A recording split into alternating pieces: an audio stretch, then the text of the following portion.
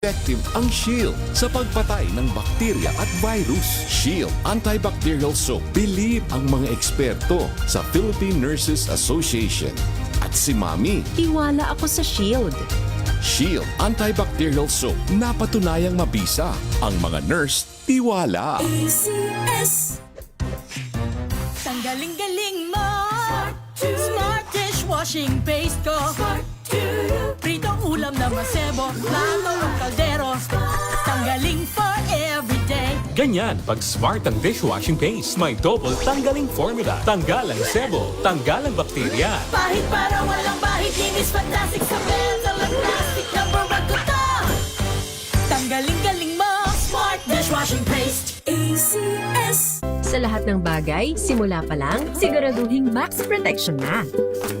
Kasi pag kulang ang proteksyon, baka madaling masira. Sa ngipin, dapat may max protection din. Max Alaga ng Unique Toothpaste. With Max Protect Formula. Help stop cavities before they start.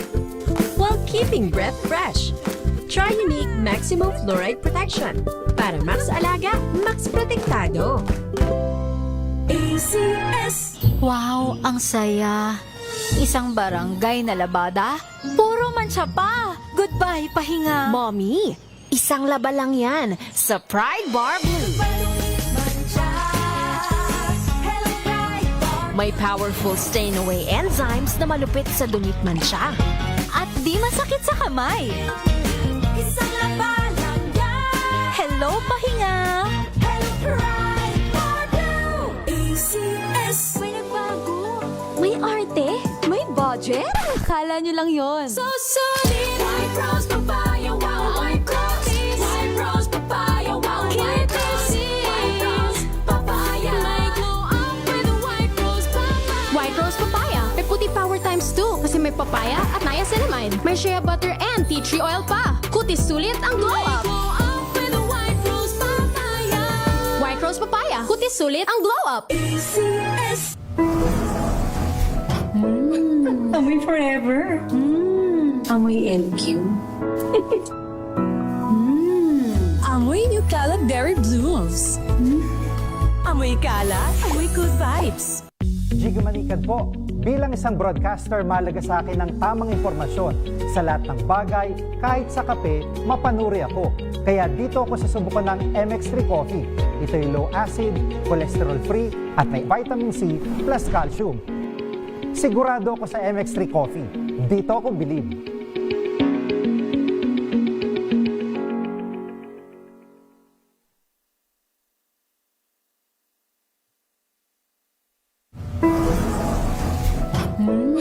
Amoy forever. Amoy LQ. Amoy New Calab Berry Blooms. Amoy kalat, amoy good vibes. This portion is brought to you by ACS Manufacturing Corporation, ISO certified, maker of world-class quality Pride detergent. Bahagi na ng chat culture o online messaging convention ang paggamit ng emojis, kadalasan mas kilala sa tawag na smiley. Ito ay mga pictogram na nagpapakita ng iba't ibang emosyon. Ginagamit ito para bigyang mukha at bigyang diin ang pagtawa, pag-iyak, pagngiti o pagsimangot na hindi na ipapabatid ng text lamang. Minsan pa nga ang mga emoji ay stand-alone reaction na hindi mo na kailangan mag-type pa ng mensahe dahil sa pagsasend lamang ng emoji na ipababatid mo na ang emosyon na nais mong iparating. Kaya lamang dahil sa kakayanan nitong magparating ng mga extreme emotions sa chat, may kakayanan din itong pagtakpan ang totoong nararamdaman ng isang taong nagsisend nito. Ayon yan sa pag-aaral ng isang emotional behavior expert mula sa University of Tokyo. Sinuri nito ang texting habit ng mga edad 11 to 26 years old at napag-alaman na kadalasan gumagamit ang mga ito ng mga happy o smiley emoji para itago ang galit o pagkadismaya para maging mas positibo ang mensahe na ipinapadala o sinasabi ng mga ito. Mapapansin din ang mga ganitong practice kapag ang kausap daw nila ay mga taong nasa mataas na social status, nakatatanda o yung mga nasa group chat. Mas tapat o hayag naman ang kanilang emosyon na naipababatid kapag one-on-one chat. Nakita rin sa pag-aaral na ang mga nagtatago ng emosyon sa pamamagitan ng emoji ay yung mga hirap ding magpahayag ng sarili nilang damdamin sa online chat o sa personal. Kaya naman sa susunod na may kausap ka na mahilig gumamit ng emoji o smiley, subukan pa rin nating mga musta kung kailangan ba nila ng taong makakausap at makukwentuhan kung kailangan. This portion is brought to you by ACS Manufacturing Corporation, ISO certified, maker of world-class quality Pride detergent.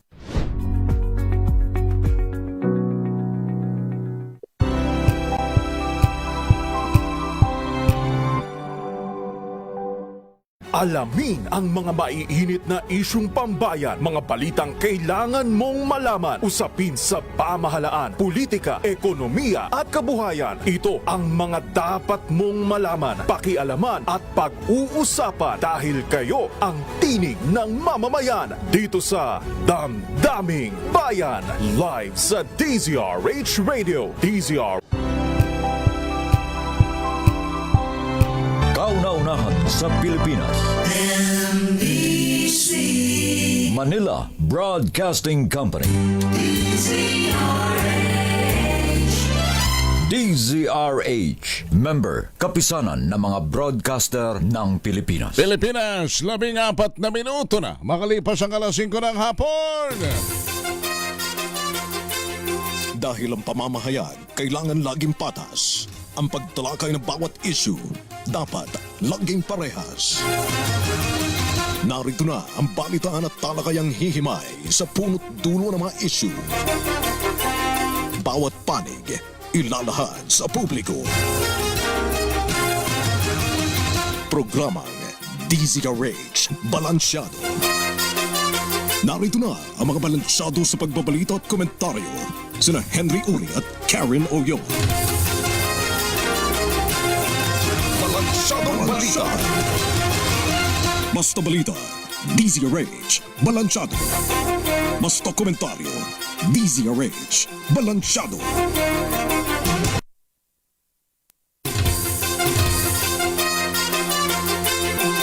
Balansyadong Balita. Balansyado. Pilipinas, araw ngayon ang Lunes, sa 26 na sa buwan ng Enero taong 2026 sa ulo ng mga balansyadong balita. Bilang ng mga nasawi sa paglubog ng ferry sa Basilan, 18 na.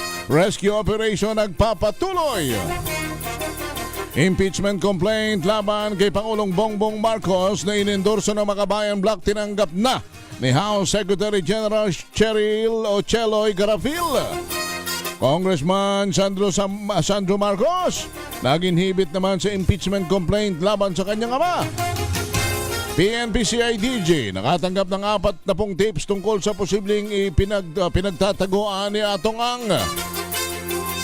Senator Ronald Bato de la Rosa pinayuhan sa Senado na huwag nang tanggapin ang sweldo habang absent sa kapulungan. BSP, inamin na posibleng sumemplang sa 60 pesos ang palitan ng piso laban sa dolyar. Napaulat naman ang operahan ng presidente, itinanggi ng palasyo ng Malacanang. Philippine National Police bubuo ng task force para sa resolbahin ang kaso ng pananambang sa mayor ng Sharif Agwak, Maguindanao del Sur. At halaga ng diesel tataas ng mahigit piso kada litro. Gasolina at kerosene may increase din. Balansyado. Magandang hapon Pilipinas, ang ngalan ng aking partner na si Karen Oyong, ako si Henry Uri. Balansyado. Sa detalye ng mga balita, 18 ng patay sa lumubog na Roro vessel na MV Tricia Kirstine malapit sa Balok Island, Basilan. Ayon ito mismo sa Philippine Coast Guard. Sakay ng barko ang 332 pasahero at 27 crew nang mangyaring insidente habang bumibiyahe patungong Hulu-Sulu mula Zamboanga City. Batay sa pinakahuling datos mula sa Philippine Coast Guard District, Southwestern Mindanao, 370 na mga na-rescue, 18 ang nasawi at 24 pang nawawala. Nagpapatuloy ang search and rescue operations kasama naman ang Armed Forces of the Philippines at mga lokal na pamahalaan sa Basilan at Sulu. Samantala ay natasan na ni Pangulong Bongbong Marcos ang Department of Social Welfare and Development na bigyan ng kinakailangang tulong ang mga biktima at pamilyang naapektuhan naman ng lumubog na MV Tricia Christine 3 sa Basilan. Ayon kay Palace Press Officer Claire Castro, ito'y para matiyak na may tulong na matatanggap ang bawat biktima. Patuloy pa rin inaalam naman ng PCG Philippine Coast Guard ang sanhi ng paglubog ng barko, kabilang na posibleng overloading ng mga pasahero. Balansyado. Nagpaabot ng pakikiramay ang Japan at Australia sa mga pamilya ng biktima ng MV Tricia Christine 3 na lumubog sa kadagatang sakop ng Basilan ay kinamatay ng 18 katao. Sa post sa X, sinabi ng Japanese Ambassador to the Philippines na nakikiisa ang Japan sa Pilipinas sa gitna ng trahedyang ito at umaasa naman sa mabilis na rescue at recovery ng mga pasahero at tripulante. Ipinahayag din ng Australian Ambassador ang pakikiramay ng kanilang bansa sa mga nasawi, nasugatan sa kanilang mga mahal sa buhay. Patuloy naman ang rescue operation at investigasyon upang matukoy ang sanhi ng aksidente. Sa iba pa ang mga balita, inihain na sa Kamara ang ikalawang impeachment complaint laban kay Pangulong Ferdinand Marcos Jr. ngayong Lunes, Enero 26. Inendorse na ni na Teacher Party List Congressman Antonio Tino, Gabriela Congressman Sara Ilago at Kabataan Party List Reneco ang reklamo na inihain ng mga pribadong individual. Personal na tinanggap ni House Secretary General Cheloy Garapil ang impeachment complaint matapos hindi ito formal na matanggap noong Enero 22 dahil wala siya sa bansa. Kabilang sa mga batayan ng reklamo ang mga betrayal of public trust, kaugnay ng malawakang at sistematikong korupsyon sa flood control projects. Mag-inhibit si House Majority Leader Sandro Marcos bilang chairman ng House Committee on Rules sa anumang discussion, deliberation and proceedings sa sandaling talakayin na ang impeachment complaint laban sa kanyang ama na si Pangulong Bongbong Marcos. Ayon kay Marcos, committed siya na gampanan ang kanyang mas malawak pang tungkulin sa Kamara para maprotektahan ang institutional integrity and public trust. Aniya, tungkulin ng Kamara sa ilalim ng saligang batas na aksyonan ang mga isasampang impeachment complaint laban kay PBBM o sa sinumang impeachable officials. Bilang majority leader, pinagyang din ni Sandro Marcos na tungkulin niyang i-refer ang impeachment complaint sa House Committee on Justice sa sandaling mailagay na sa calendar of business ng Kamara at mabasa na ito sa plenary. Balansyado. 20 minuto makalipas ang alas 5 ng hapon.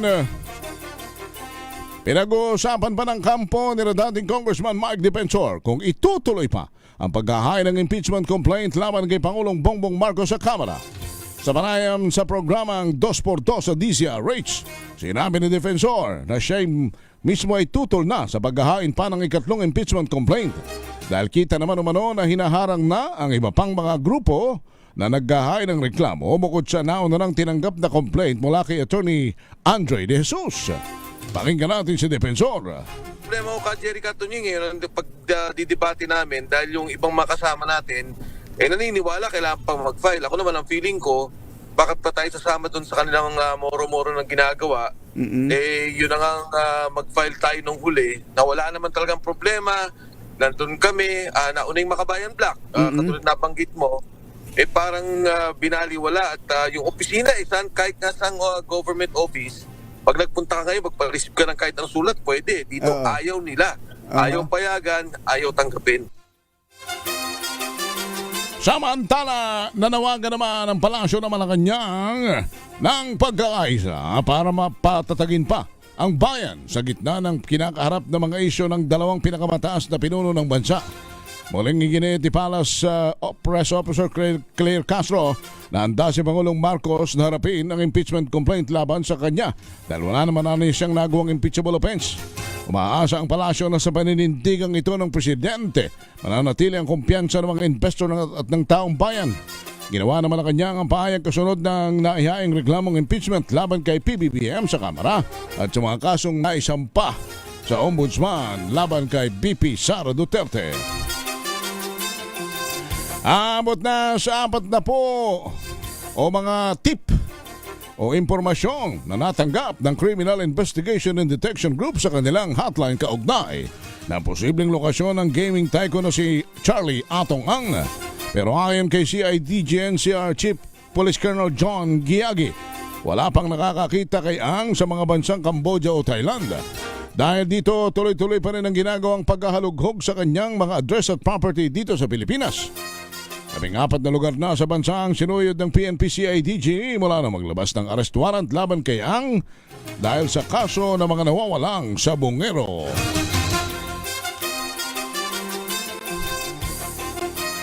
Hindi inaalis ng Philippine National Police na armado at mapanganib pa rin ang negosyanteng si Atong Ang kahit nagsuko na ng baril ang kanyang kampo. Ayon kay CIDG-NCR Chief Police Colonel John Giagi, hamon pa rin sa kanilang hanay ang pera at impluensya ng gaming tycoon. Nauna nang isinuko ng kanyang kampo ang 5 baril habang affidavit of loss naman para sa nawawalang .260 caliber Bud rifle noong Oktubre 2025. Kaugnay nito, pinasasapinan na ng CIDG ang nagnotaryo sa nawawalang baril ng negosyante at pinagsusumite ng iba pang dokumento. Samantala, pinayuhan naman ni Senate President Tito Soto III si Senator Ronald Bato de la Rosa na huwag nang tanggapin ang kanyang sweldo. Ito'y para mabawasan ang mga ibinabatong reklamo ng publiko laban sa senador. Ayon sa Senate President, kung siya ang nasa katayuan ni De La Rosa, hindi na niya tatanggapin ang buwan ng sahod. Sa ngayon, wala pang rules ang Senado hinggil sa mga hindi pumapasok na mga senador, lalo na kung operasyon ng kanilang opisina. Samantala, nagtataka naman si Soto kung paano nakapirma si De La Rosa sa Minority Report, gayong hindi naman siya pumapasok. Nagsimulang lumiban ng senador noong November 11 matapos ipahayag ni Ombudsman Boying Remulla na siya ay may warrant of arrest na. Inamin ni Bangko Sentral ng Pilipinas Governor Eli Remolona Jr. na posibleng sumimplang pa sa 60 pesos na po ang palitan ng bawat dolyar sa bansa. Gayon pa man, niliwanag ng opisyal na kung hahantong man sa naturang sitwasyon ng foreign exchange rate, ito ay hindi mangyayari sa malapit na hinaharap. Sa ginanap na 2026 Annual Reception for the Banking Community sa Pasay City, binigyang diin ni Remolona na wala pang sapat na dahilan upang idepensa ang mag-intervene sa kasong ito ng BSP dahil sa paghina ng piso laban sa dolyar. Maaaring gawin ng BSP aniyang naturang hakbang sa pamamagitan ng pagtaas ng interest rate o pagbibenta ng foreign exchange reserve. Balansyado! 25 minuto na makalipas ang 5:00 ng hapon. Babalik po tayo sa mga balita. Ako si Henry Uri. Balansyado!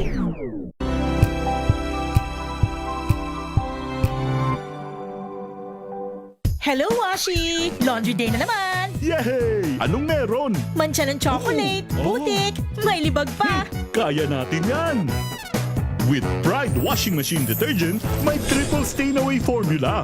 Tanggal ang makapit, madikit, at malupit na dumit mancha. Kaya easy-easy ang labada. Mula noon hanggang ngayon! All you need is pride. All you need is pride. ACS.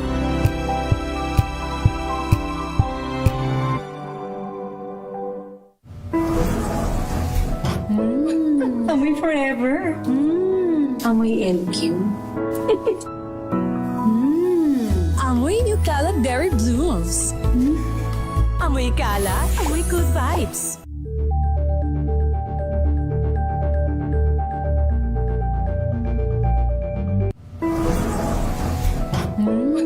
Amoy forever. Amoy LQ. Amoy New Cala Berry Blooms. Amoy kala, amoy good vibes.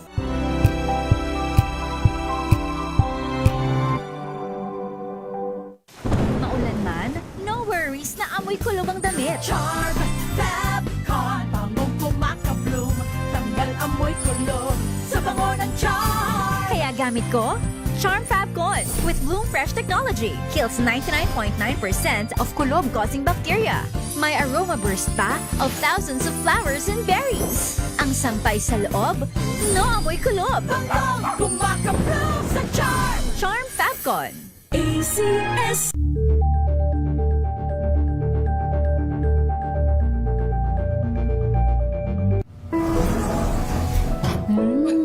Amoy forever. Amoy LQ. Amoy Nucala Berry Blooms. Amoy kala, amoy good vibes.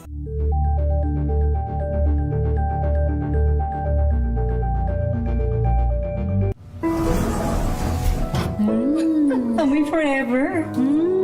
Amoy LQ. Amoy Nucala Berry Blooms. Amoy kala, amoy good vibes.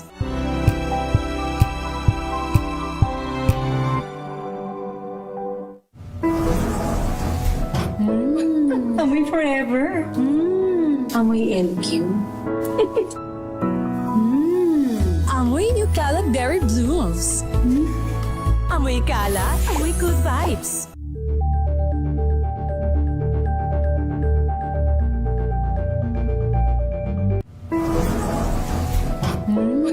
Amoy forever. Amoy LQ. Amoy Nucala Berry Blooms. Amoy kala, amoy good vibes.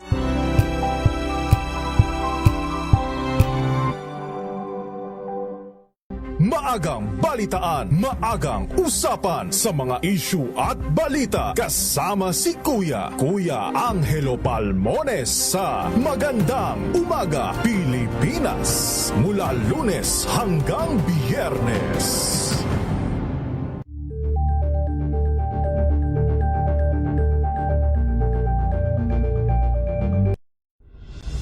Tuloy-tuloy ang pagtulong, tuloy-tuloy ang pagseserbisyo at tuloy-tuloy ang balitaan kasama si May Binauhan sa Operation Tulong mula Lunes hanggang Biyernes.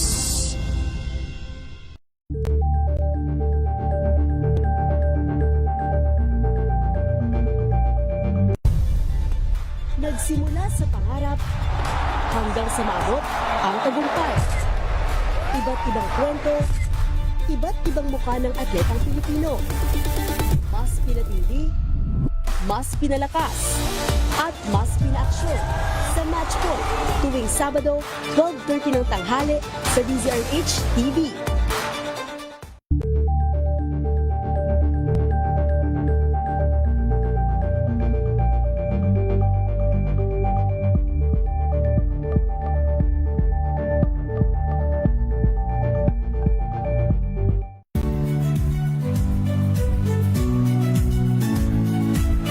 Magandang araw mga kaibigan. Ito po ang inyong balerina ng bayan, si Lisa Makuhay Lizalde, na nag-aanyaya sa inyong samahan kami at ang aming mga espesyal na panauhin para sa kalahating oras ng masayang kwentuhan sa aming programang Art to Art, kung saan ang usapang sining at kultura ay para sa lahat. Huwag kaliligtaan, tuwing linggo, alas 3:30 ng hapon, dito lamang sa DZRH Radio, DZRH TV, at via online streaming.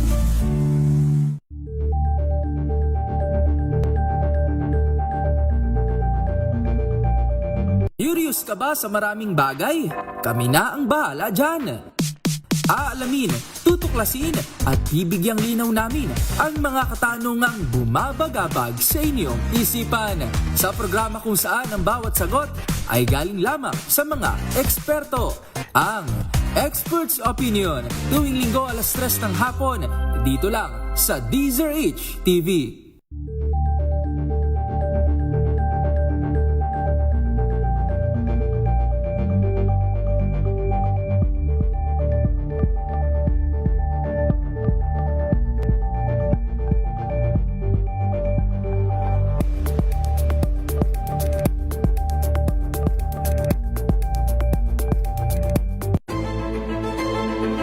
Pakikinggan ang bawat panig. When you fight for justice, think about the queer people. Kung hindi kami magkukwento, sino ang magkukwento para sa amin? Ang mga panawagan, ipababatid. Hindi talaga ito masusing pinag-aralan ng gobyerno. The women who are beaten and abused. It's time to listen to their voices. Hayan ang iba't ibang boses, mga kwento mula sa iba't ibang anggulo. Dito lang sa Point of View. Mapapanood tuwing linggo, alas 12 ng tanghali sa DZRH TV.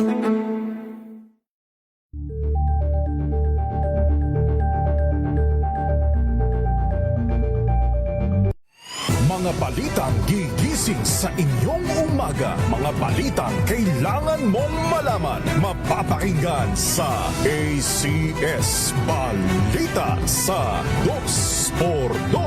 Kasama sina Anthony Taberna at Jerry Baha. Lunes hanggang Biyernes.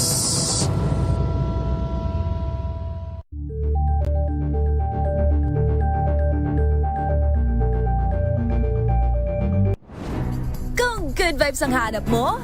Dito ka na sa sigurado! Mula sa mga istoryang nagbibigay ng inspirasyon hanggang sa mga kwentong may dalang solusyon. Mga balitang pampagaan ang pakiramdam at pampaganda ng araw.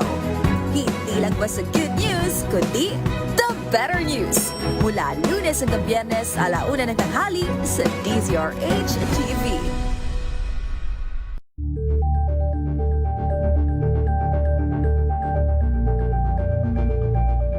Tambalang Anthony Taberna at Jerry Baha ang gigising sa inyong umaga dahil lalatay ang humahagupit na diskusyon at komentaryo. Lunes hanggang Biyernes sa 2x2.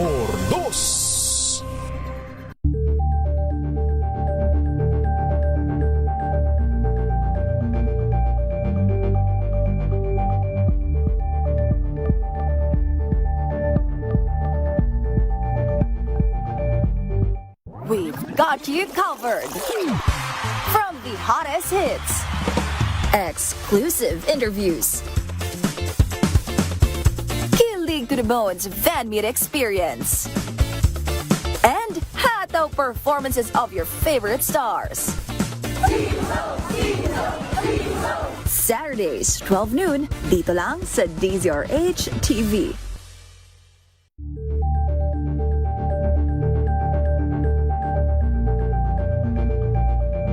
Alamin ang mga maiinit na isyung pambayan, mga balitang kailangan mong malaman, usapin sa pamahalaan, politika, ekonomiya at kabuhayan. Ito ang mga dapat mong malaman, pakialaman at pag-uusapan dahil kayo ang tinig ng mamamayan dito sa Damdaming Bayan.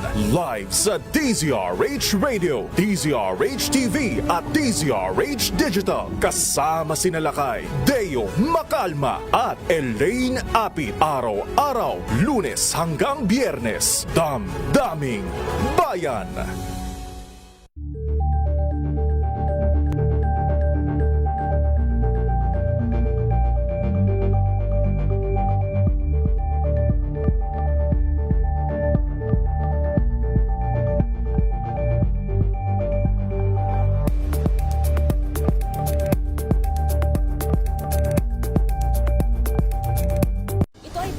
Naitalang 17 individual na ang kanilang naaresto.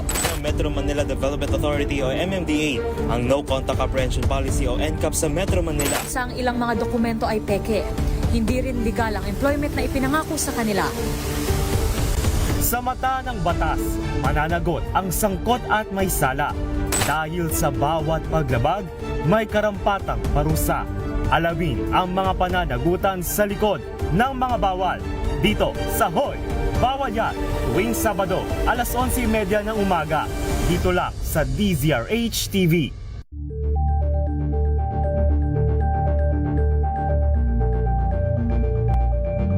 Maagang balitaan, maagang usapan sa mga issue at balita. Kasama si Kuya Angelo Palmones sa Magandang Umaga Pilipinas. Mula Lunes hanggang Biyernes.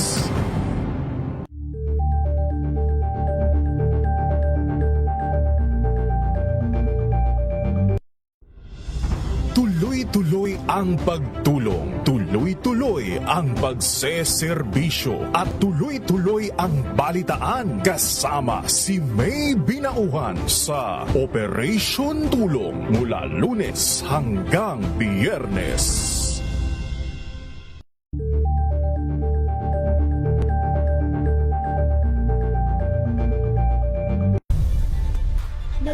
sa pangarap hanggang sa maabot ang tagumpay. Iba't ibang kwento, iba't ibang mukha ng atletang Pilipino. Mas pinatindi, mas pinalakas, at mas pinaaksyon sa Match Point tuwing Sabado, 12:30 ng tanghali sa DZRH TV.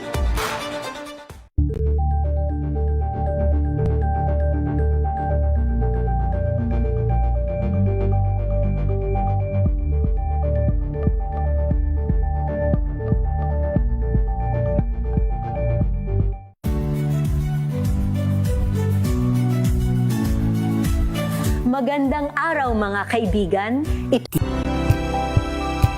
Tiba ang ating mga bait at opo, ang ating isang palaging pinaghuhugutan natin ng mga magagintong aral. Ha? Father Steve, dyan sa Paranaque, magandang hapon po sa inyo, Father. Talaga naman, Father, nakakapang hilakbot itong mga nangyayaring ito sa ating lipunan. Napaguntahan nga natin yung yung pagkakaambos doon sa sa isang mayor doon sa Maguindanao. Isipin ninyo, hindi na ho 45, hindi na ho simpleng rifle lang ang ginagamit. Talaga hong kuwan. Nakakapanintig balahibo po itong mga development na ito. At yan lahat yan dahil sa pagtutunggali ang bagamat wala pa namang pulitong kung ano ba talaga ang mga motibo riyan. Pero kadalasan kasi, yata rin naman ay akin, maraming mga nangyayaring sigalot sa involving politicians has something to do with politics. Di ba? Agawan sa kapangyarihan, agawan sa poder, agawan sa sa mina ng salapi. Di ba? Yan ang kadalasang kung bakit baga Father Father Steve, yung aking malagi kong naitatanong, bakit pa hindi ba pwede tayong mga mamamayan ng sandaigdigan mabuhay na lamang ng may pagmamahalan? Hindi ba? Ay yung tipong kung gusto mong ikaw guminhawa at gumaan ng pamumuhay, magkasya-kasya kwan sa iyong pang-araw-araw na lamang na kinikita. Huwag mong paularin ang iyong sariling yaman sa pamamagitan ng pagnanakaw at panlalamang sa kapwa. Pagkasyahin mo kung anong iyong sinasahod batay sa iyong pinaghirapan at pinagpawisan. Kung sumasahod ka ng 10 piso, yan lang ang iyong maging kagastusan. Huwag mong sobrahan yung gastos kaysa sa kinikita para ikaw hindi nauuwi sa pagnanakaw at pangungulimbat ng pera. Simple lang naman ang requirements ng buhay. Kumain ng 3 beses. Kung kaya ng pangmerienda. Diba? Father, kung ikaw ay may sobrang kaunti, mag-ipon ka, mag-alkansya ka. Kung may gusto kang bilhin sa sakyan, mag-arambahay, pag sumikapan mo, pag-alkansyahan mo. Maghintay ka kung kailan mo kakayanin yan na lahat ng iyong gagastahin galing sa sarili mong dugot pawis. Hindi yung kinukuha mo ang pangsapin sa sigmura ng iba. Yan lang, simple lang naman Bakit kailangan bagay? Ang lahat ng yan ay dahil sa pagkagahaman. Salitang gahaman. Yan ang nakikita nating dahilan kung bakit may mga nagpapatayan ng dahil sa politika. Nakakaawa. Nakakaawa, hindi sila kundi tayo mga maliliit. Anyway, Father, thank you for listening at sana'y patuloy tayo sa pagdarasal. Positive, tayo nga muna makipaghugnayan sa mga taga-akwan, sa mga Employers Confederation of the Philippines. Sapagkat ito, may pag-amin mismo yung Bangko Sentral ng Pilipinas na posible. Hindi man ngayon baka sumemplang daw sa 60 pesos kada dolyar. Tingnan natin ang reaksyon naman dyan ng Employers Confederation of the Philippines, ang kaibigan nating si Ginong Sergio Ortiz Luis Jr. ay nasa linya natin. Mr. Ortiz, magandang hapon po sa inyo. Magandang hapon sa iyo, Henry. Aha. At magandang hapon sa mga nakikinig sa atin. Teka muna, kumusta ang business climate? Kumusta ang business sector amidst this political noise, itong mga gulong ito, kabi-kabila? Kumusta kayo? Kumusta ang mga negosyante? Nananatiling matatag? Maganda pa ba ang takbo ng negosyo sa Pilipinas? Okay naman, pero we're really worried na medyo mga investors natin, investment create jobs, medyo umiilap at mga turista natin. So, we're worried na kung hindi natin masosolve yung problema natin sa perception sa atin, both local and foreign investors, baka itong taon na ito hindi maganda masyado rin ang mangyayari sa atin. Opo. Marami na bang mga dating mamumuhunan dito sa bansa ang naglipatan na sa ibang bansa? Well, hindi naman yung mga namumuhunan, pero yung mga dati-dati, maraming dumarating na investors, nagtatanong, doon lang sa Philippine Chamber, kumisan 2-3 investors pa siya sa amin, nagtatanong, hello? Yeah, opo, go ahead. Ngayon halos wala. At meron pa yung mga nandyan na ini-expect natin mag-expand, medyo hindi nag-expand at watch and see. Kaya medyo deep, parang kahuli-huli na tayo rin sa ASEAN. Dati number 1, number 2 tayo. Ngayon number 6 na tayo rin sa ASEAN. Lalapas-lapasan na tayo na iba. Sa mga foreign trips ng Pangulo, palagi naririyan yung pagkatapos may mga inire-report ang Bureau of Investment, Department of Trade and Industry, the Palace keeps on reporting, maraming papasok na negosyo, maraming nag-pledge, may mula sa trip ng Pangulo may bit-bit na bilyong pisong investment. Nagmamaterialize ba yan, Mr. Ortiz? Meron naman nagmamaterialize. Nung unang hindi pa pumaputok yung mga scandal natin na yan, hindi pa tayo masyadong pinag-uusapan, kinatatakutan, wala pa yung mga advisory, marami pa rin pumapasok. Pero ngayon, yung nangangako na mag-i-invest, wait and see tayo kung talagang darating. At we're hoping na medyo kung wala pa yung yung itong ginagawa ni Presidente, halos wala papasok. So, noong una kasi, pagka sumasama ka sa iba mga administrasyon, up to 2023, ang mga issue nasosobla natin. Kaya halimbawa, red tape. Nilagay natin yung ARTA, medyo naniniwala sila, sosolve na. Yung policy changes, medyo sinosolve na rin natin yan. Sila kasi natatakot sa mga policy change in the middle of the stream. Pagka gano'n. Pero itong problema natin sa corruption na masyado kumalat sa buong mundo, masyado na apektuhan sila. So, kung ikaw ay investor, halimbawa from New York, namimili ka sa madadali yung pera mo, tingin sa atin may political instability, mayroong mga corruption, hindi alam kung ano mangyayari. So watch and see sila. So they'd rather go to other places than us. So if you meant to say, kung ang pag-uusapan na yung mga papasok, mas nananaig ngayon sa kanila mga desisyon ng dalhin na lang sa ibang bansa, Cambodia, Vietnam, Thailand, China. Kulela tayo. Kulela tayo. Wow. Sa investment at sa tourism. Wow. When we say kulela, talagang ano yan, 1 out of 10, 0 out of 10? Ganyan ba yan? Well, let's say we're number 6 now sa investment sa ASEAN. But usually kung hindi tayo maabot sa ganyan. Nung araw, number 2 tayo eh. Oo. Nalampasan tayo. Nilampasan tayo ng Malaysia, nilampasan tayo ng Thailand, Indonesia. Pati yung Vietnam na huli-huli sa atin, nalampasan na rin tayo. Talaga bang naging tune-out factor na turn off ba talaga kahit na mayroong mga ginagawa ikang hakbang na investigation dito, investigation dyan? Yang anomaly sa flood control, talagang para ba sa mga investors masyadong negatibo ang kanilang naging impression dyan? Wala bang nagiging positive impression doon sa mga investigasyon?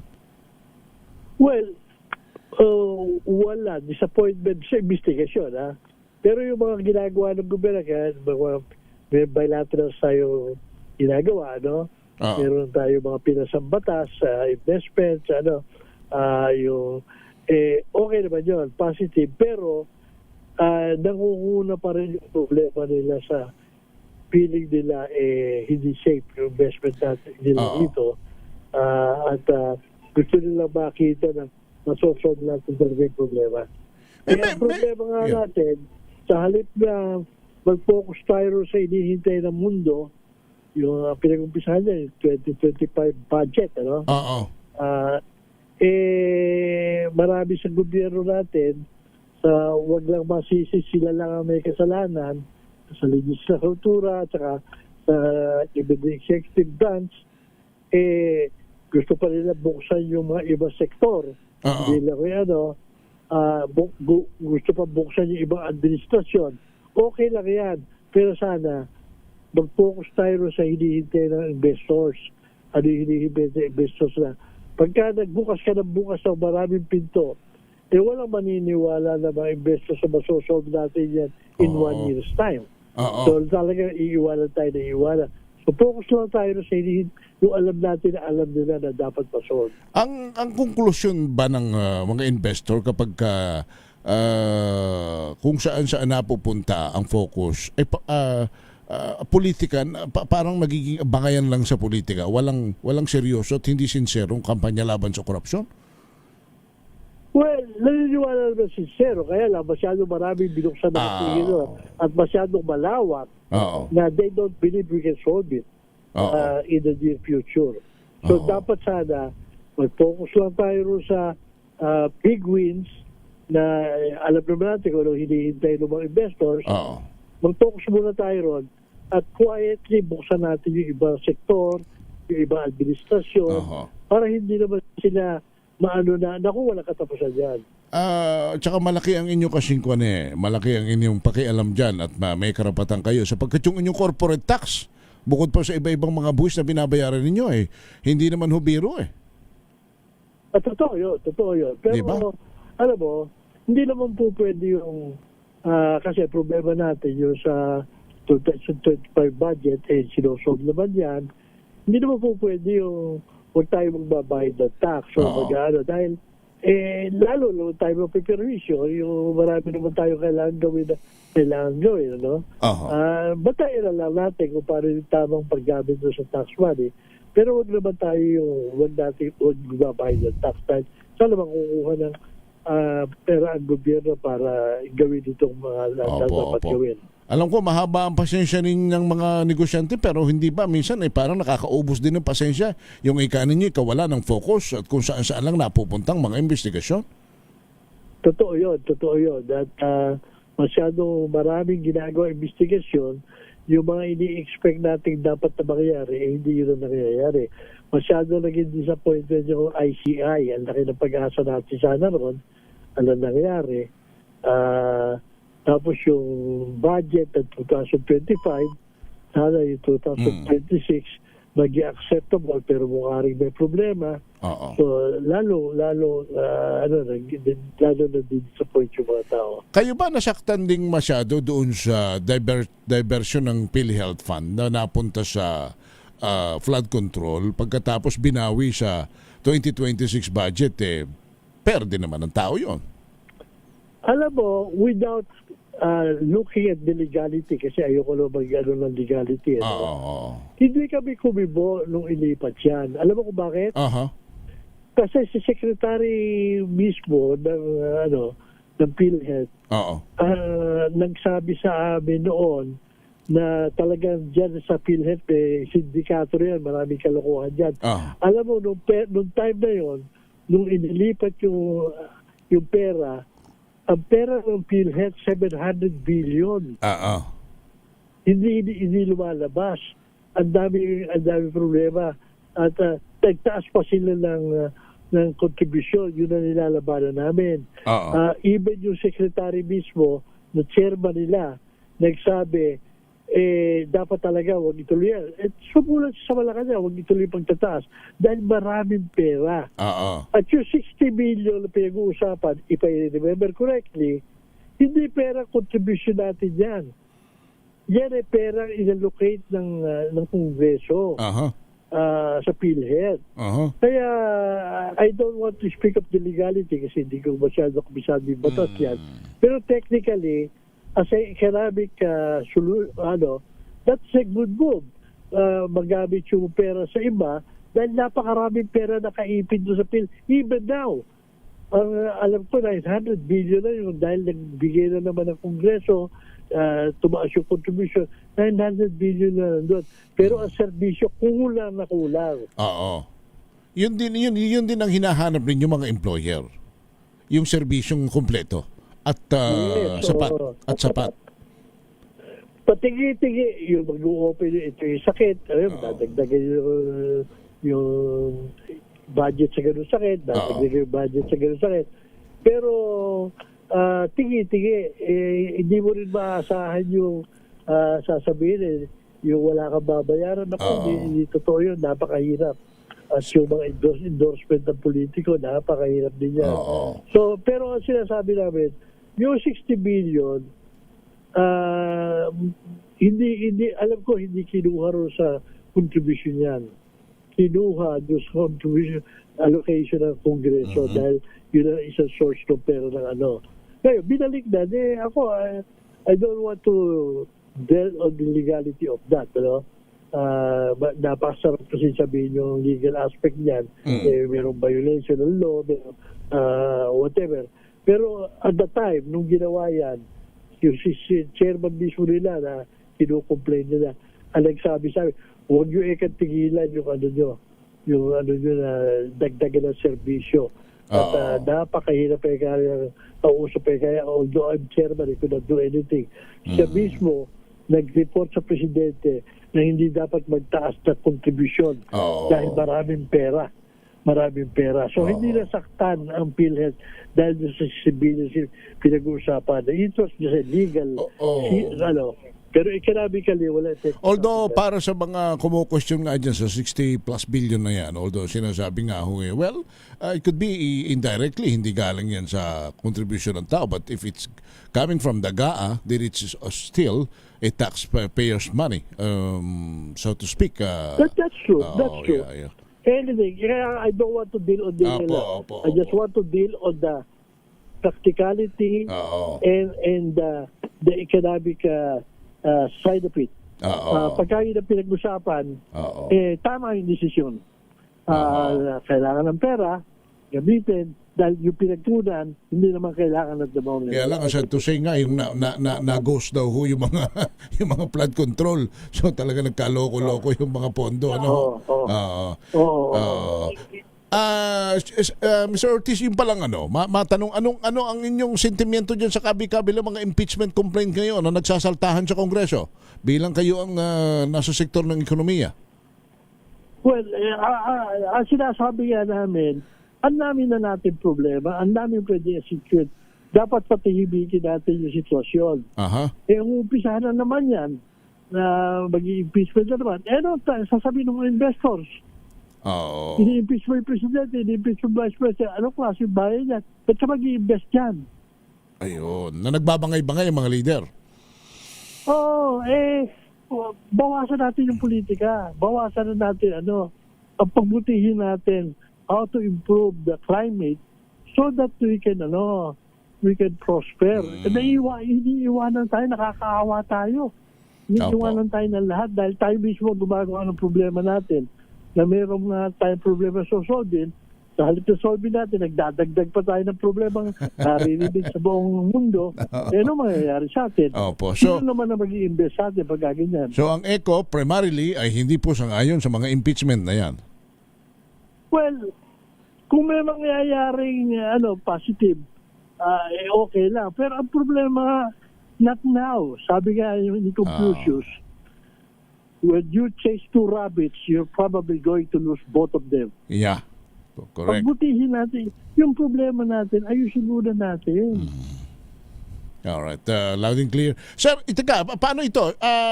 Sabi ng Bangko Sentral mismo, posible. Hindi pa naman daw ngayon. Baka ho pumalo na 60 pesos ang kada dolyar. I will not be surprised.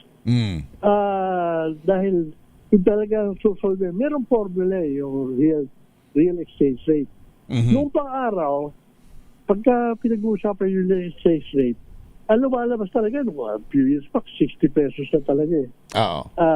Ngayon, nung araw, yung exchange rate, pagka humihina ang dolyar dito sa atin, talaga it's of concern. But not anymore.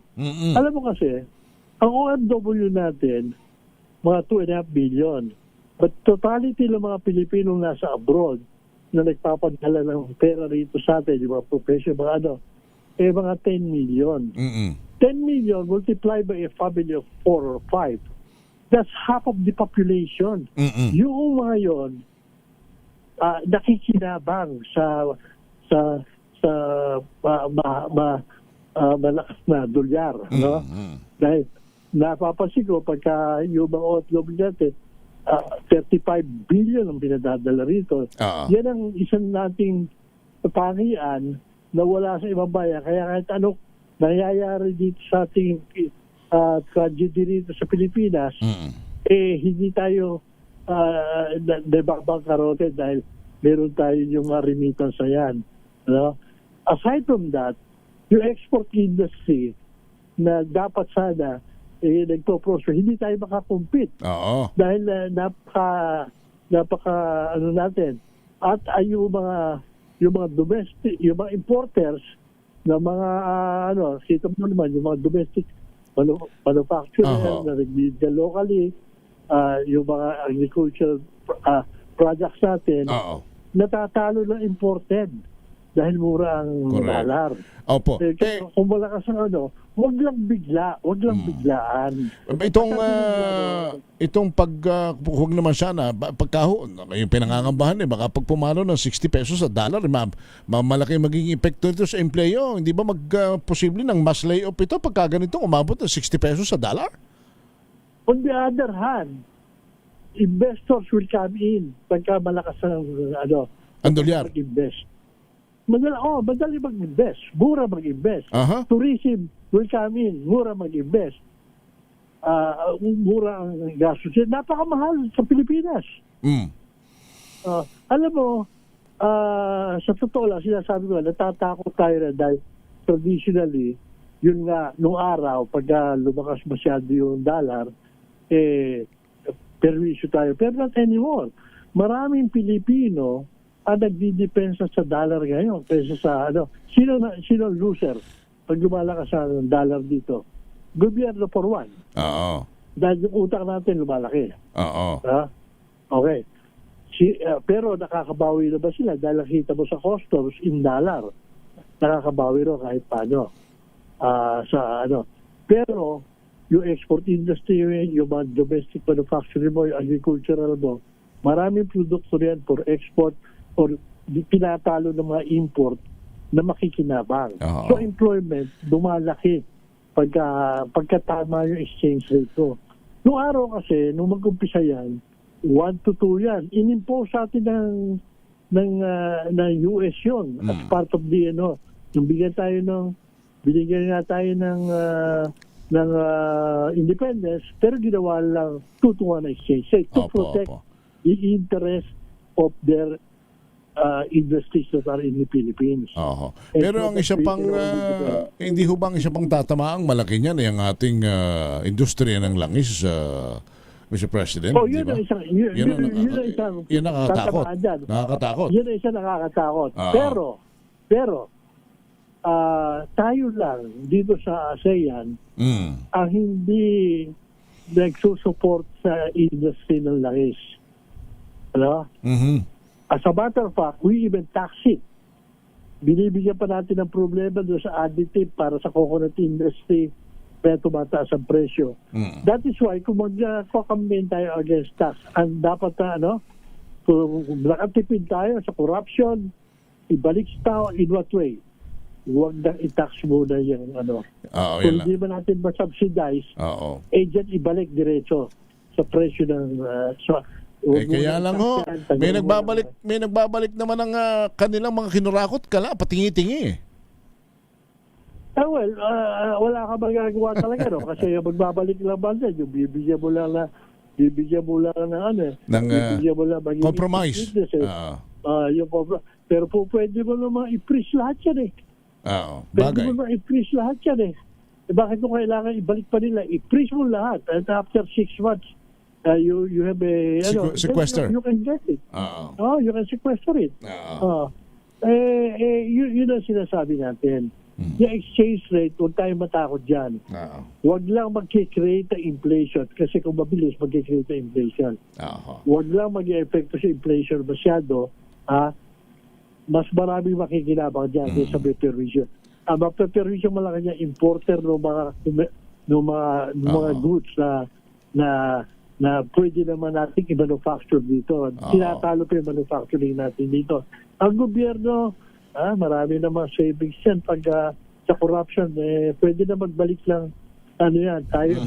Hindi man natin subsidize, huwag na lang natin taxan ang oil. Mr. Ortiz, ano ang inyong mensahe sa mga politiko, lalo na sa mga corrupt na politiko? Well, alam mo, lahat ng mensahe na ibigay na siguro sa mga kababayan na lang natin.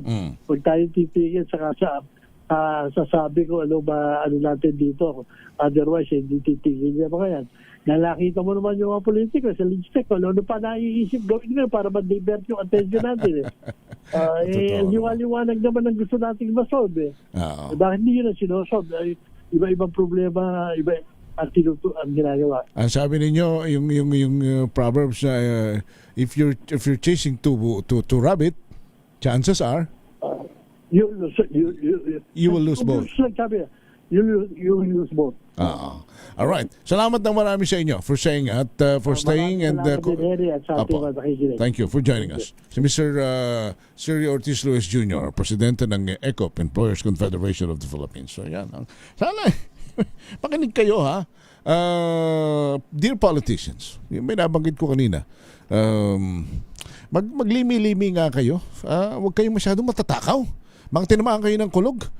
Simple-simple lang ang mamuhay sa mundong ibabaw eh. 'Di ba? Lalo na kayo, hindi naman na kayo magugutom. Siguro yung mga tinabi ninyong pera, yung kung magkano man ang inyong mga nakabangko, sa interest pa lang eh. Tinamaan kayo ng mga hudas eh, kayo yung mga buhay na sa interest pa lang ng mga pera nyo sa bangko. For sure naman, may mga dollars deposits pa kayo, hindi ba? Naka-establish na kayo ng stability. Hindi na magugutom siguro nga hanggang sa kaapu-apuhan ninyo. Tumigil na kayo ng pagnanakaw naman. Diba? Tumigil-tigil na kayo naman. Maawa na kayo sa tao. Ako'y talagang puputok ang butsikot, ang puso ko'y nagdurugo talaga eh. Mga politikong mga matatakaw at mga politikong mga ganid. Minsan nga subukan ninyong magpanggap na mahirap at pumunta kayo sa mga emergency room ng mga ospital. Naririyan ang pugad ng habag. Pumunta kayo riyan. Paduguin ninyo at paluhain ninyo ang inyong puso. Diba? Isasama ko na ako kanina galing sa masabi ko na lang personal. Pero para ito sa mga nakikinig din, yung mga protector ng illegal na droga na kumikita, politiko man, policeman, sino man. Kayo mga kumikita sa pamamagitan ng lagay galing sa illegal drugs. Anak ng baka, kanina galing ho ako ng isang rehabilitation center. Kung makakapunta lang kayo at makikita ninyo yung mga taong nagdadala ng kanilang kamag-anak sa mga rehabilitation center sa mga anak nilang na-addict. Sabi ko sa inyo, ewan ko kung hanggang saan kayo magiging nagahaman sa pera. Sa mga batang nasisira ang kinabukasan, pamilyang lumuluha, kanina talagang hindi ho drama. Yung kaninang narinig na puntahan ko rehabilitation facility. Tiningnan ko at na-obserbahan ko yung mga inihahatid, yung kanilang mga mahal sa buhay na kailangang i-rehab, yung mga dinadala doon na nasira ang kinabukasan. May nagkukwento sa akin, ito ho ikang kasama ko hindi na ho pwedeng hindi i-rehab. Nabenta na lahat ng ari-ari ang naipundar. Pati alahas nung magulang ninakaw na. Ano pa? Wala na ho ikang talagang sinasantot kinikilala. Ewan ko ho ba?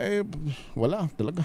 Anak ng baka. Sarap magmura. Hindi lang pwede. Sige, 6:08 na po ng gabi. Balansyado!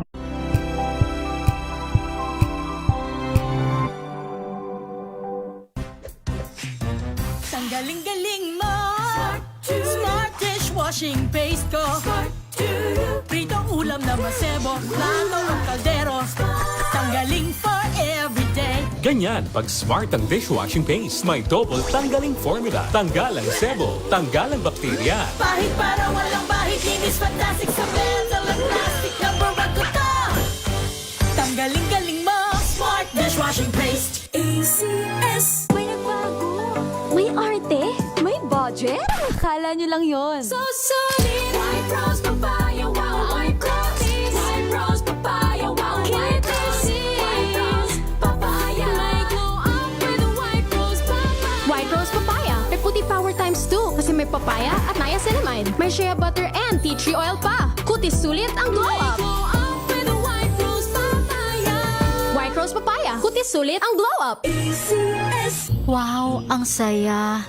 Isang barangay na labada, puro mancha pa. Goodbye, pahinga. Mommy, isang laba lang yan sa Pride Bar Blue. May powerful stain-away enzymes na malupit sa dumit mancha. At di masakit sa kamay. Isang laba lang yan. Hello, pahinga. Hello, Pride Bar Blue. ACS. Now we are unboxing MX3 Plus. Plus because it has Garcinia mangostana, plus L-carnitine and CoQ10. Each box contains 30 vegetable capsules. And you can get them in leading drugstores nationwide and online in Shopee, Lazada, and mxvph.com. Mahalagang paalala, ang MX3 Plus ay hindi gamot at hindi dapat gamiting panggamot sa anumang uri ng sakit. Hello, Washi! Laundry day na naman! Yay! Anong meron? Mancha ng chocolate, putik, may libag pa! Kaya natin yan! With Pride Washing Machine Detergent, may triple stain-away formula. Tanggal ang makapit, madikit, at malupit na dumit mancha. Kaya easy-easy ang labada. Mula noon hanggang ngayon. All you need is pride. All you need is pride. ACS.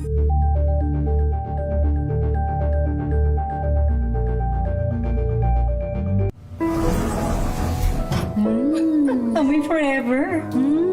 Amoy LQ. Amoy New Caleb Berry Blooms. Amoy kalat, amoy good vibes. Sa lahat ng bagay, simula pa lang, siguraduhin max protection na. Kasi pag kulang ang proteksyon, baka madaling masira. Sa ngipin, dapat may max protection din. Max sa halaga ng unique toothpaste. With Max Protect formula, helps stop cavities before they start, while keeping breath fresh. Try unique maximum fluoride protection. Para max alaga, max protektado. ACS. Amoy forever. Amoy LQ. Amoy New Caleb Berry Blooms. Amoy kalat, amoy good vibes. Benepisyo ng pagiging isang fur mom. Alamin. This portion is brought to you by ACS Manufacturing Corporation, ISO certified, maker of world-class quality Pride detergent. Ang pagiging isang ina, hindi lamang natatapos sa pagkakaroon ng anak. Dahil ang iba, nagiging nanay din ng kanilang mga mahal na alagang hayop. Kaya naman, Ano nga ba ang benepisyo ng isang pagiging fur mom? Ayon sa wishbonepet.com, ang iyong fur baby ay iyo ring nagiging companion. Para rin itong tao na yung pwedeng maging kasama. Kapag nalulungkot ka, nariyan siya sa tabi mo. Dahil ayon sa ilang pag-aaral, ang aso ay mayroong empathic-like behaviors. Habang ang mga pusa naman ay may kakayahang ma-pick up ang human emotions. Bukod pa riyan, ang pagkaroon din ng isang alaga ay iyong magiging kasama para makabuo ng magandang memories. Ilan lamang yan sa mga benepisyo ng pagiging isang fur mom. Tandaan, maging isang responsableng pet owner para maging masaya rin ang iyong alagang fur baby. This portion is brought to you by ACS Manufacturing Corporation, ISO certified, maker of world-class quality Pride detergent.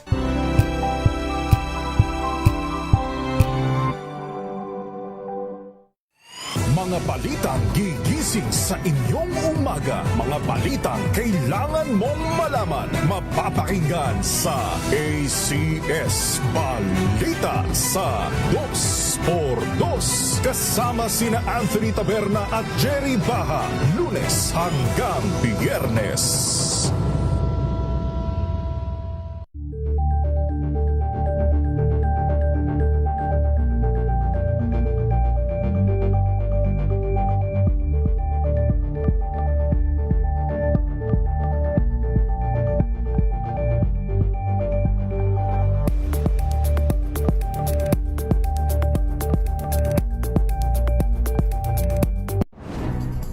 Good vibes ang hanap mo? Dito ka na sa Sigurado! Mula sa mga istoryang nagbibigay ng inspirasyon hanggang sa mga kwentong may dalang solusyon. Mga balitang pampagaan, pakiramdam at pampaganda ng araw. Hindi lang ba sa good news, kundi the better news. Mula Lunes hanggang Biyernes, 1:00 ng tanghali sa DZRH TV.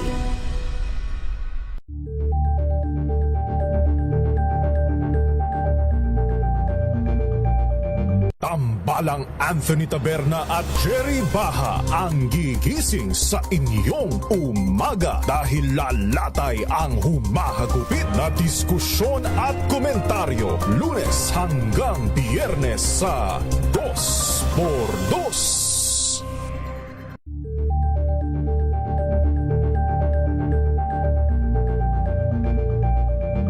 We've got you covered.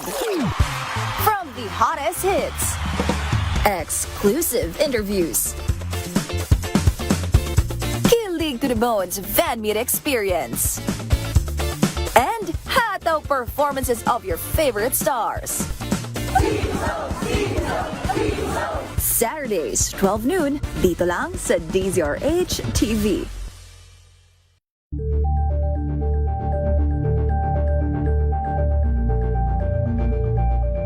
Alamin ang mga maiinit na isyung pambayan, mga balitang kailangan mong malaman, usapin sa pamahalaan, politika, ekonomiya at kabuhayan. Ito ang mga dapat mong malaman, pakialaman at pag-uusapan dahil kayo ang tinig ng mamamayan dito sa Damdaming Bayan. Live sa DZRH Radio, DZRH TV at DZRH Digital. Kasama sina Lakay, Deo Macalma at Elaine Apit. Araw-araw, Lunes hanggang Biyernes. Damdaming Bayan.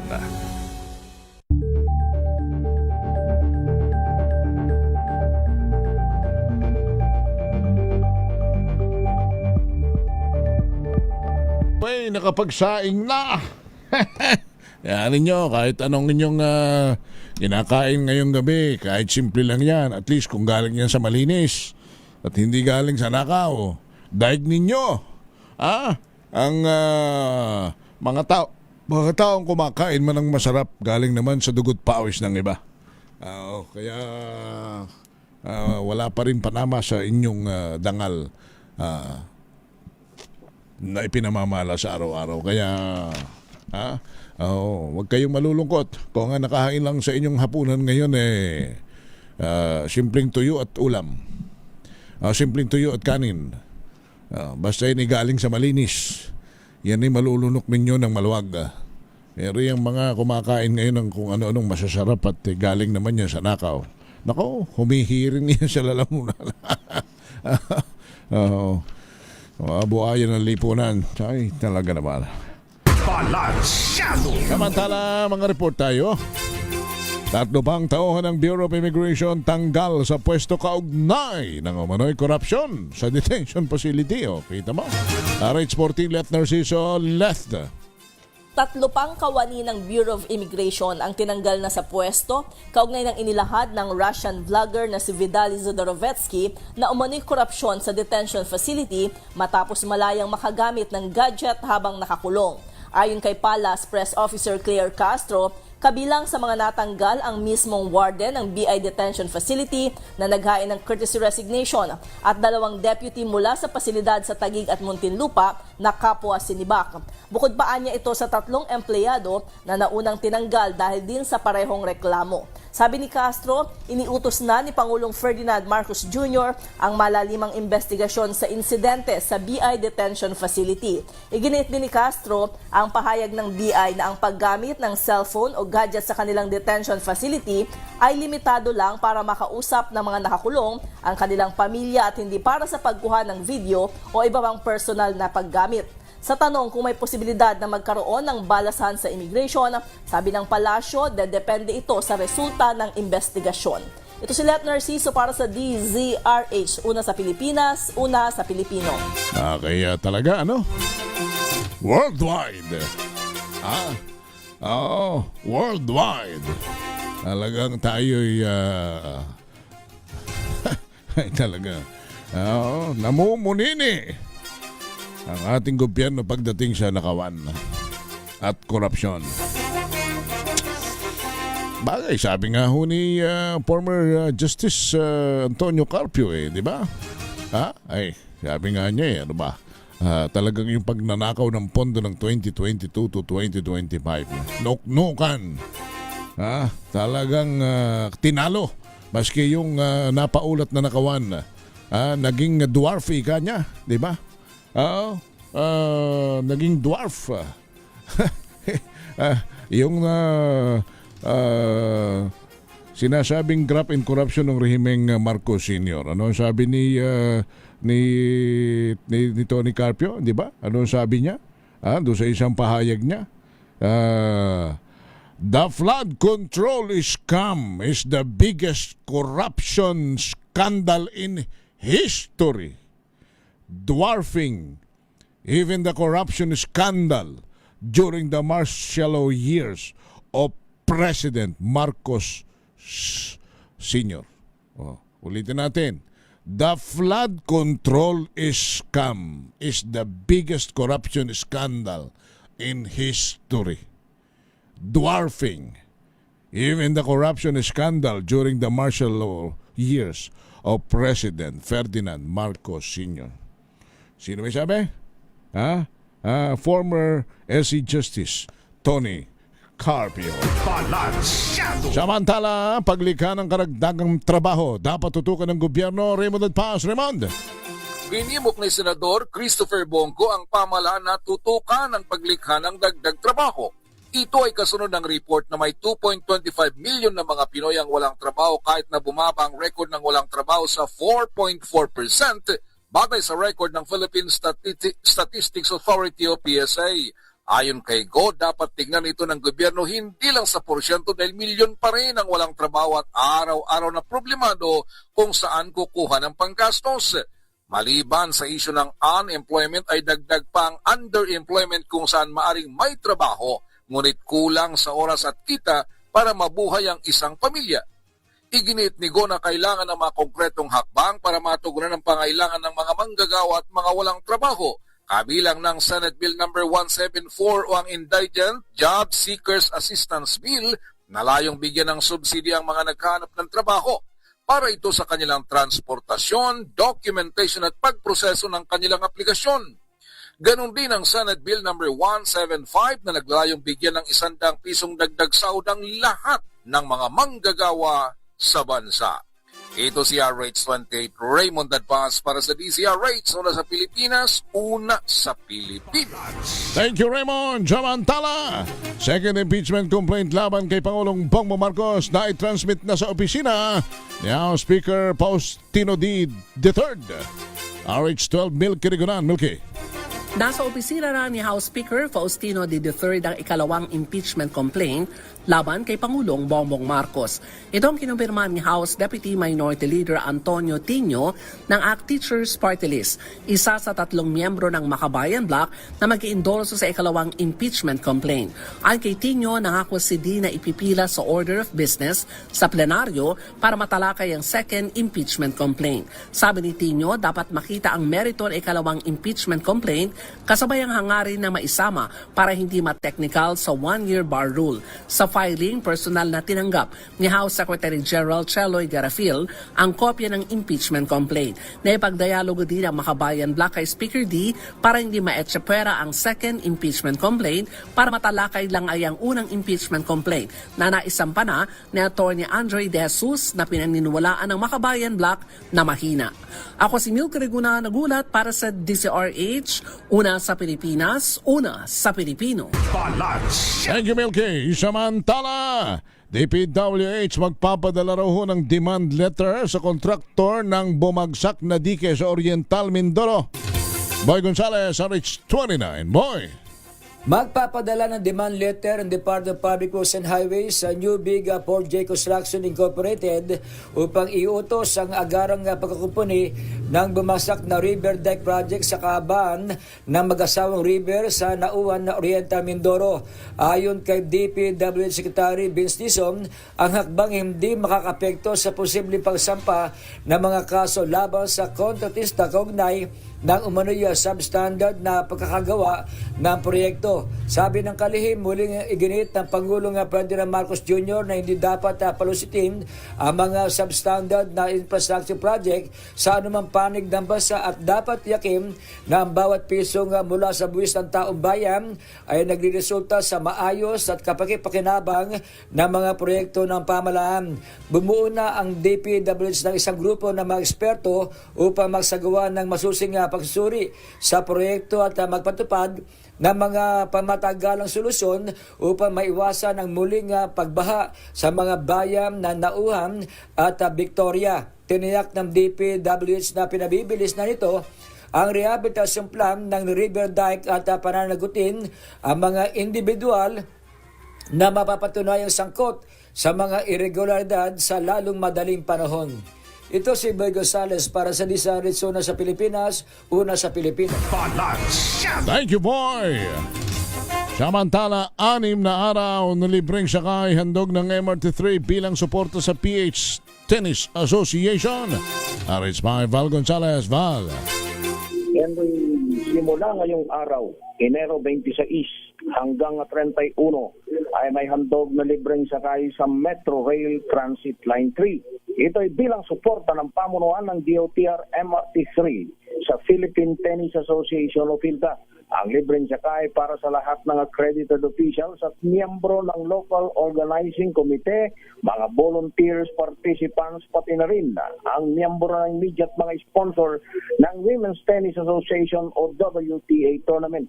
Sa abiso ng pamunuan ng DOTR MRT3, kailangan lamang na magpakita ng valid WTA accreditation pass para makapag-avail ng libreng sakay. Ito na ang kauna-unang pagkakataon na makapag-host ang Pilipinas ng WTA tournament. Ako si Val Gonzales, DCRH, una sa Pilipinas, una sa Pilipinas. Thank you, Val. Samantala, lalaking pinaghahanap dahil daw sa illegal na pag-iingat naman ng baril arestado sa Muntinlupa. Noche Gakas, Noche. Kuya Henry, natimbog ng Southern Police District Mobile Force Battalion ang lalaking pinaghanap ng pulisya dahil sa pag-iingat ng illegal na baril ng baril na walang lisensya sa barangay Buli, lungsod ng Muntinlupa. Arestado si alias Pilok, 30 anyos, residente ng Aplaya, barangay Buli sa nabanggit na syudad. Ayon sa pulisya, kasama sa listahan ng top 10 most wanted person si alias Pilok ngayong buwan ng Enero 2026. service of sentence na ang kasong illegal firearms si alias Pinok na ngayon ay nasa kustodiya ng Muntinlupa City Police Station pending naman ng return of the warrant. Arit sa 27, at ika sa DZRH, una sa Pilipinas, una sa Pilipino. Thank you, Noche. Sa probinsya, 2 arestado sa magkahiwalay na bypass operation sa Davao City. June Soter, June. Arestado ang 2 lalaki sa magkahiwalay na bypass operation sa lungsod ng Davao na nagresulta sa pagkakumpiska ng hinihina ng shabu at armas ayon sa report ng kapulisan. Pasado alas 6:28 ng gabi sa Purok 7, Bangkas Heights, naaresto si alias Abloy, 52 anyos at residente sa nasabing lugar matapos makuhanan ng 2 pakete ng hinihina ng shabu na may kabuang estimated standard drug price na 27,200, isang 38 revolver na armas, 3 bala at marked bypass money. Ang operasyon ay isinagawa ng Talomo Police Station sa ilalim ng pangangasiwa ni Police Major Genesis Oriel.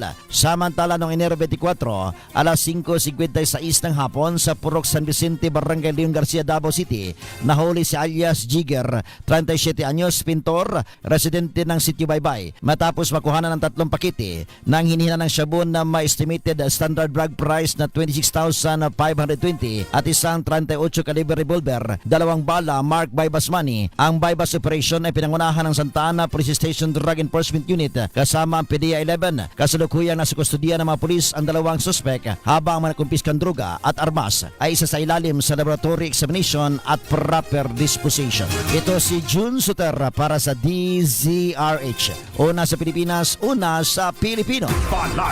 Thank you, June Suter. Isa naman sa fallen heroes ng South 44, inalala ng University of Eastern Philippines sa Northern Samar. Jane Bantaya. Jane. Ginunita kaninang umaga ng University of Eastern Philippines dito sa lalawigan ng Northern Samar ka-11th death anniversary ni PO2 Joseph Gumatay Sagunoy, isa sa mga kasapi ng South 44. Sa nasabing paaralan nagtapos ng kursong criminology si PO2 Sagunoy. Kaninang umaga, ang nasabing universidad sa pamamagitan ng College of Criminal Justice, inalala ang katapangan at kabayanihan ni PO2 Joseph Gumatay Sagunoy, ang Fallen Hero Police Special Action Force o PNP SAF bilang isa sa 44 elite commandos na nasawi noong 2015 sa Mama Sapano Clash. Aktibidad isinagawa mismo sa College of Criminal Justice Building at naroon ang university official sa panguna ng College Dean Dr. Virgil Usal kasama ang mga faculty members, criminology students. Naroon rin ang Philippine National Police at pamilya mismo ni PO2 Sagunoy. Nagkaroon kanina ng wreath-laying ceremony at isang short tribute program bilang pagkilala sa serbisyo at kabayanihan. Ang nasabing university ng University of Eastern Philippines ay kinikilala si PO2 Joseph Gumatay Sagunoy bilang inspirasyon sa mga future criminologists at public servants na tinawag upang magsilbi na may integridad at patriotismo. Mula sa Aksyon Radyo Katarman, RH34 Jane Galit Bantayan ng DZRH. Una sa Pilipinas, una sa Pilipino. Thank you, Jane. PNP sa Olongapo, pinaigting ang operasyon laban sa illegal na droga. 4 na individual arestado. RH37, Danny Kumilang. Danny. Pinaigting ng Olongapo City Police Office o CPO sa pamumuno ni Police Cadet Richie Clarabal ang kanilang operasyon laban sa illegal na droga matapos maaresto ang 4 na individual at makumpiska ang shabu sa magkaiwalay na operasyon mula Enero 22 hanggang 26, 2026. Isinagawa ang mga search warrant at bypass operation sa mga barangay ng Gordon Heights, Old Cabalan, East Bahak-Bahak at Pag-asa ng iba't ibang operasyon unit ng Olongapo City Police Office. Sa mga ikinasang operasyon, nakarecover ang pulisya ng ilang sasya ng shabu at mark money at agad na isinampa ang mga kakulang kaso sa Olongapo City Prosecutor Office alinsunod sa Republic Act 9165.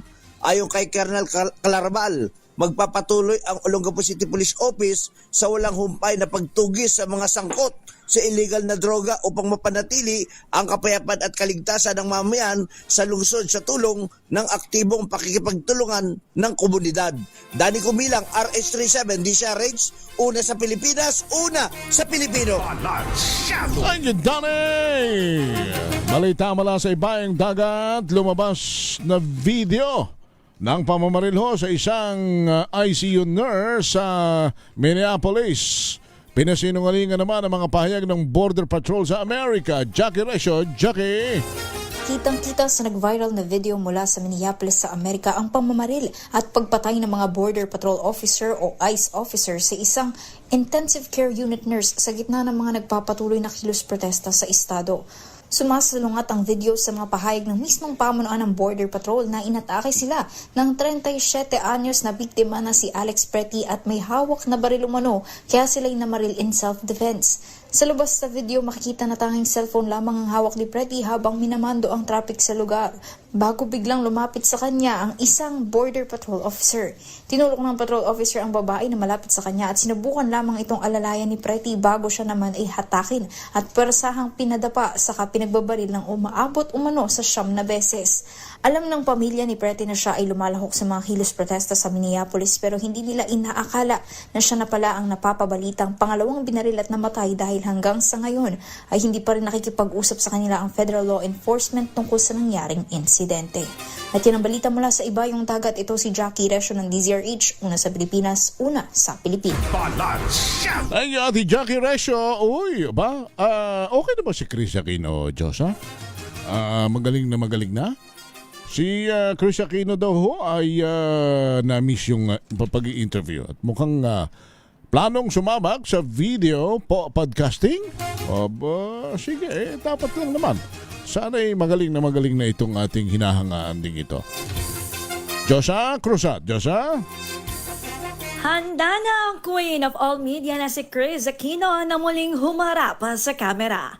Sa isang Instagram post, ibinahagi ni Chris na namimiss na niya ang pag-i-interview at handa na siyang bumalik sa pakikipag-usap sa publiko sa pamamagitan ng isang video podcast. Pahiwatig din ang TV host na maaari niyang gawin ang podcast sa taped live format kasunod ng tamang safety protocols. Inalok pa niya ang fans ng partial home tour bilang first episode ng podcast at bilang birthday treat na rin. At tinanong kung susuportahan nila ang kanyang pagbabalik sa interviews. Matatanda ang huling napanood si Chris sa regular talk show noong 2016. Kaya naman marami ang excited sa posibilidad ng kanyang comeback sa harapan ng kamera. Ito si Josa Cruzat nag-uulat para sa DZRH, una sa Pilipinas, una sa Pilipino. Thank you, Josa! At mamaya naman sa get well soon pa rin. Sana'y mas maging malusog po kayo, Ma'am Chris Aquino. Mamaya sa usapang legal, ano ang gagawin natin kung naku po kinama naman? Kung namatay daw ang seller sa deed of sale bago ito maipanotaryo. Yung nagbenta, yung seller, namatay naman bago maipanotaryo. Naku, ano kaya daw ang pwedeng gawin dyan?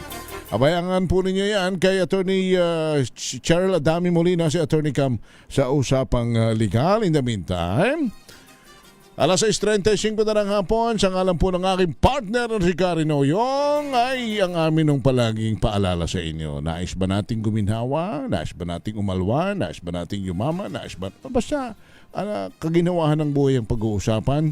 Tayo magdasal, manalangin sa may kapal. Huwag malalamang sa kapwa, huwag magnanakaw.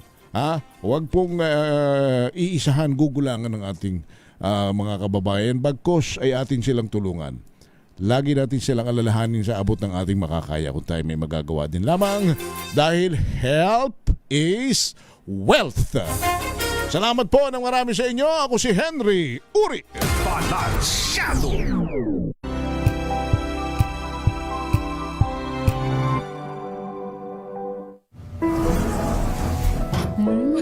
Amoy forever.